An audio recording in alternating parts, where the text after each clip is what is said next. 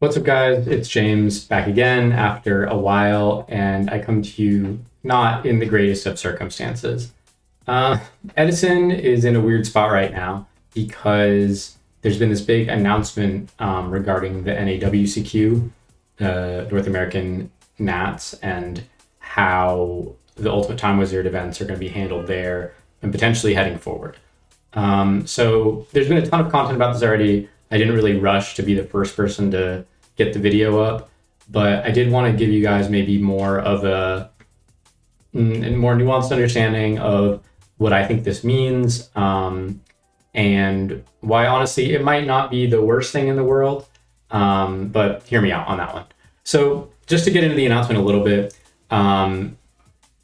this is the post that a lot of people have seen. I don't know why it's like cropped like this, but drawing the first turn and the dueling field, they're all going to be the same.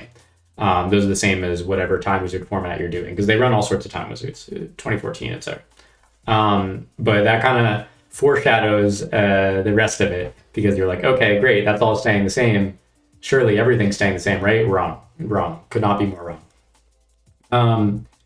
And the second line here is, starting with the NAWCQ, current game mechanics and current card decks will be used for Time Wizard events.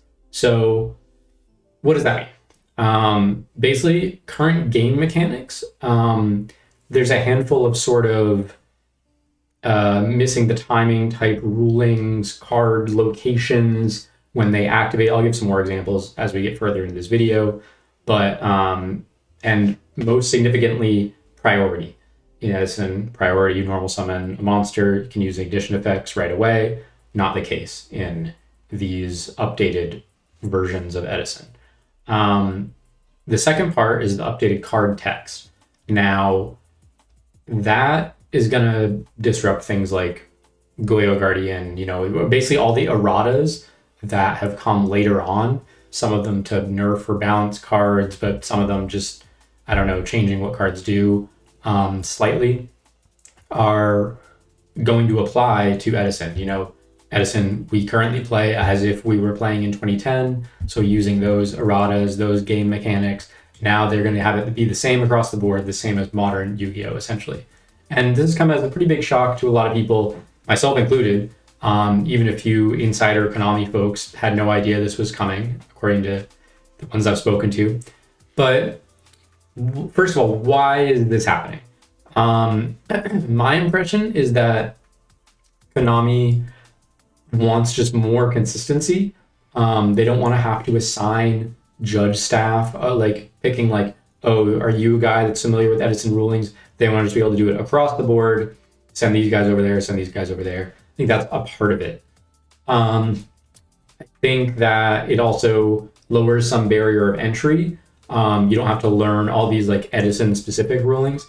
Even right now, myself as a person that plays multiple retro formats, there are some specific rulings that apply to different formats and change over the years, that it can be hard to keep in your mind and keep straight. So on one hand, the simplifying aspect, and being able to just, buy a modern print of a card and have it do exactly what it says it does, that is, to be honest, a benefit. Where it gets pretty murky is that this is going to fundamentally change the way a bunch of Edison decks play. So let me just go down a list of stuff that this is like explicitly going to affect. And I'm going to start with the ones that like actually are important in my mind. Obviously the priority, but when you think about how priority affects the games, you have stuff like Lone Fire and Substitute that attribute themselves off right when they come to the field. Now those can be stopped by a discard trap or a Book of Moon. Book of Moon especially is a card that gets a lot stronger with no priority, because you can use that on a Judgment Dragon. Just think of the cards that like often want to use priority on their effects. Thinking Judgment Dragon, Dark Arm, Pop a Monster. That kind of hedges you against like a Bottomless or something like that. But in this case, Bottomless will just remove the Dark Arm and you won't be able to pop anything. There's a bunch of other things that you could point to, and more niche interactions regarding the priority stuff. But those are the ones, those are some of the top decks in the format. So I think inherently, like, those are the ones that are going to come up the most. Because I think the big thing to be said about all this is like, in some ways, this is not going to change stuff as much as people might think. You know, Edison is still Edison at the end of the day. Like, yeah, this is a weird version of it, but you know, it's not going to. I don't know. We'll get into it. Raikou, iconic Edison card, no longer targets, and its destruction and milling are simultaneous. So that means it can pop Titanial. That means it can pop Machina Fortress and not get discarded. You have Rivalry and Gozen having their updated rulings, which mean you can tribute other monsters under them. This is important against frog decks, but in my opinion, frog decks got a little massacred anyway because Treeborn is now once per turn, meaning it can also be negated with Royal Oppression. If they activate Treeborn, new Oppression, they can't bring it back anymore. Goyo, you know, that's a very, very relevant card that most decks just don't have access to anymore. Brio, also, I honestly have to double check, but it's only once per turn, doesn't target, but it's also like, I think it's not a cost, if I'm not mistaken. Future Fusion, crazy wonky ruling, send the next turn, basically renders dragons unplayable. Brain Control, Rescue Cat, these are also pretty significant changes. So, and you know, there's some other ones. There's Absolute Zero returning the extra deck. That also will not cause its effect to resolve, unlike we've been playing with now. And then you have a little more niche ones like DD Crow. You know, if they use a discard trap and pitch a DD Crow, or sorry, if they use a discard trap, pitch a Dandelion, you chain DD Crow on the Dandelion, now it won't resolve. There's a handful of other interactions similar to that you could come up with. But those are the main ones. Aaron also, you know, I don't know. You can keep naming things that it changes, but the big ones are kind of nerfs to Dark Armed, you know, Dark Grepher. I'm not really sure where this leaves Vayu Turbo because Dark Grepher got a lot worse, but Raikou got a lot stronger. And essentially, in my mind, what this really does is buff a lot of the more trap-heavy decks because if you think about it, those big, you know, cards that can go over the top, like bombs, like Dark Arm, Judgment Dragon, etc. Those are really the cards that you end up losing to when you're playing these like lockdown style trap-heavy decks. I'm thinking about GB, Hero Beat. But if you can answer those a lot more easily, thinking of like Gemini Spark and Hero Blast gaining a lot of strength because your opponent can't just use priority anymore, then these decks are looking pretty strong with their big trap lineups. But I will say that, you know, I do think there's a world that a deck like Vayu could still be pretty relevant. A deck like Lightsworn could still be relevant. I just don't know if they're going to be kind of the top tier threats that they might have been. And Forgs also, I mean, they're losing Colossal Armory as well. We can touch on that probably over the video and be like, oh, also this. But, you know, there's just a lot to cover. So there really is a lot of kind of trickle-down changes that I believe this causes. And really just a lot of decks not having access to Goyo, I feel like is a huge deal. I mean, even in Blackwing, it's like, do you even play 3 Blizzard anymore when you're losing one of your best targets for it? And Brio is like a little worse as well. But I will say that I don't know how much this changes. Like if I sit down and I play Blackwing, like, you know, an updated Blackwing list, maybe main decks on Book of Moons, whatever. An updated Blackwing list against an updated GB list. Like, I don't know if those matches really are going to play out that differently than they would in current Edison. I mean, yeah, like you can't Blizzard into the Goyo, but that's coming up probably, I don't know, once a match, every couple games. Like, it's not to say that it's not relevant because all these interactions are for sure relevant. I mean, they're changes that affect the format. But Edison being ruined, I don't know. Now, am I a fan of these changes? No, not at all. I want to be absolutely clear. And I think that it's kind of nonsensical to load up on these changes, first of all, without too much notice right before Nationals, but also when things were going pretty well. I mean, there's maybe a slight dip in attendance, but the Nationals last year was the biggest Time Wizard event they'd had, and I think that this one was on track to be just as big, if not larger. By all accounts, I think the Edison scene is growing and thriving pretty well. But it's definitely going to piss off a lot of the longtime Edison players, both because having to relearn and reacquaint themselves with certain interactions. The whole point is people liked playing Yu-Gi-Oh! The way they did back then, and not having to learn a bunch of new stuff that is unfamiliar to them. Not exactly what's going to happen. But it also just feels a little slap in the face to the kind of community work that's been done, because Edison was pretty popular before Konami even started supporting it with the Ultimate Time Wizards.